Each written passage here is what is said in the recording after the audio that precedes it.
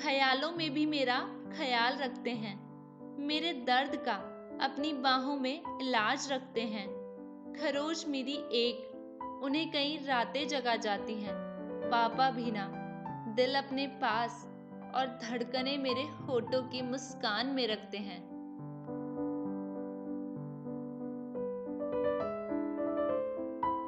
रविवार का दिन था और मैं बड़े गुस्से में घर छोड़कर निकल आया। मन में सोच रहा था, अब तभी लौटूंगा जब बहुत बड़ा आदमी बन जाऊंगा। इतने गुस्से में था कि गलती से पापा के जूते पहनकर घर से निकल गया। मन ही मन में बड़बड़ा रहा था कि जब मोटरसाइकिल नहीं दिलवा सकते तो क्यों इंजीनियर बनाने के ख्वाब देख रहे हैं। आज तो मैंने हिम्मत करके पापा का पर्स भी उठा लिया था। पर्स जिसे वो किसी को हाथ नहीं लगाने देते, यहाँ तक कि मम्मी को भी नहीं। इस पर्स में जरूर पैसों का हिसाब होगा। पता तो चले पापा ने कितना माल छुपा रखा है हम सब के लिए। कच्चे रास्ते में आगे चलकर जैसे ही मैं पक्की सड़क पर आया, मुझे लगा मेरे जूतों में कुछ चुभ रहा है। मैंने जूता निकाल कर देखा तो मेरी एड़ी से थोड़ा सा खून रिस रहा था। कोई कील मेरे पैर में घुस गई थी। दर्द से गुस्सा और बढ़ गया। बस मैं कुछ आगे ही बढ़ा था कि मेरे पैरों में गीलेपन का एहसास होने लगा। सड़क पर पानी बिखरा हुआ था। पांव उठाकर देखा तो जूते के निचले हिस्से में छेद था। मैं जैसे तैसे लंगड़ाकर बस स्टॉप पर पहुंचा तो पता लगा कि 1 घंटे तक कोई बस नहीं है। मैंने सोचा क्यों ना पर्स की तलाशी ले ली जाए। मैंने जैसे ही पर्स खोला, उस पर्स में मुझे एक पर्ची दिखाई दी। उस पर्ची पर लिखा था कि लैपटॉप के लिए पापा ने 40,000 रुपए दफ्तर के किसी साथी से उधार लिए हैं। ये देखते ही मुझे बिजली का करंट सा लगा, क्योंकि लैपटॉप तो पापा ने मेरी ही जिद पर खरीदा था। पापा ने अपने लिए नहीं खरीदा था। जब दूसरा एक मुड़ा हुआ पर्चा देखा तो उसमें मैंने पिछले महीने जो पापा ने मेरे लिए ब्रांडेड शूज खरीदे थे, उसका 2500 रुपए का बिल देखा। मैं पिछले 4 महीने से देख रहा था कि माँ हर महीने की 1 तारीख को पापा को कहती थी, अजी सुनो, आप अपने लिए एक नए जूते ले लो। वो बार बार हंसकर कह देते थे, अरे अभी तो ये जूते मेरे 6 महीने और चलेंगे। उस पर्स में एक तीसरी पर्ची भी थी।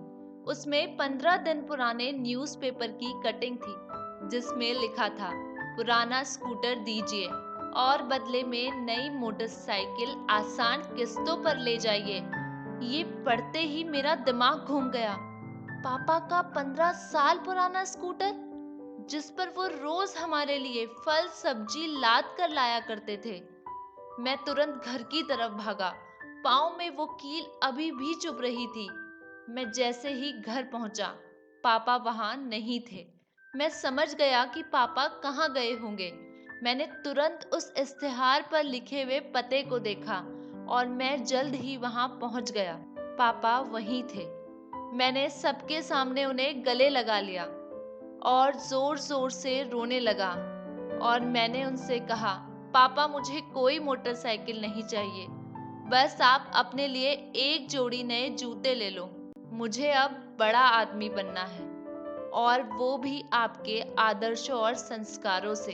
दोस्तों, किसी ने सच ही कहा है, जेब खाली हो फिर भी मना नहीं करते देखा। मैंने पापा से अमीर इंसान कभी नहीं देखा।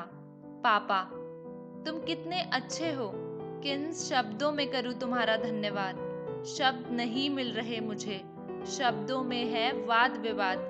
आज जो मैंने सीखा है जीवन से, वो है तुम्हारा आशीर्वाद। चाहे मैं कितने ही सुंदर शब्द को चुन लूं, न कर पाऊंगा तुम्हारा धन्यवाद। पापा तुम कितने अच्छे हो। दोस्तों, दुनिया में केवल पिता ही एक ऐसा इंसान है जो ये चाहता है कि आप उससे भी ज्यादा कामयाब बनो। ये ही नहीं, बल्कि इस दुनिया में अगर बिना स्वार्थ के कोई तुमसे सच्चा प्रेम करता है तो वो है तुम्हारे माँ बाप। इसीलिए हमेशा उनकी कद्र करना, क्योंकि वही हैं जिन्होंने अपना सब कुछ छोड़कर आपको अपना सब कुछ दिया। दोस्तों, अपने व्यस्त जीवन में से थोड़ा सा समय निकालकर अपने माँ बाप को जरूर दीजिए, क्योंकि ये वही लोग हैं जिन्होंने आपकी बातें तब सुनी थी जब आप बोलना भी नहीं जानते थे। अगर माँ बाप कभी तुम पर गुस्सा करें तो उस बात का बुरा मत मानना, बल्कि उसे अपनापन समझना, क्योंकि उन्हें तुम्हारी फिक्र है।